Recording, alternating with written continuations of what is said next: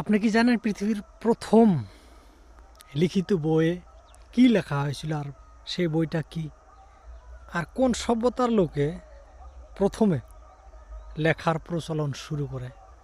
4000 বছর আগে মেসোপটেমিয়া সভ্যতার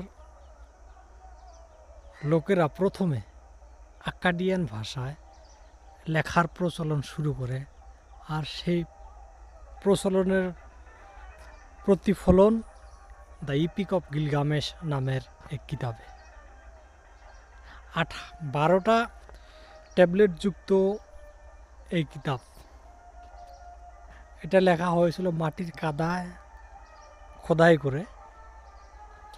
কিন্তু এই কিতাবের উরুকের সম্রাট গিলগামেশের এক অত্যন্ত মর্মান্তর ঘটনা নিয়ে লেখা হয়েছিল, যেটা সেখানকার সভ্যতার, মানুষের প্রতি মানুষের ভালোবাসা এবং জীবনের আসল খোঁজ সম্পর্কে আলোচনা আর নির্দেশ দিয়েছে।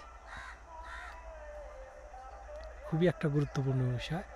উরুকের সম্রাট গিলগামেশের বন্ধু ইডুকিয়ে দুইজন মিলে হাম্বাবা রাজ্য আক্রমণ করে, আর হাম্বাবাকে পরাজয় করার পাশে ইডুকের মৃত্যু হয়, রোগে আক্রান্ত হয়। কিন্তু বন্ধুর হারানোর শোক এসে জীবনের আসল অভিযানে নেমে আসে, আর সেখান থেকেই শুরু হয় বিশ্বর প্রথম ইতিহাস আর সাহিত্যিকের শুরুয়াত। আশা করি ভালো লাগবে, আর ভালো লাগলে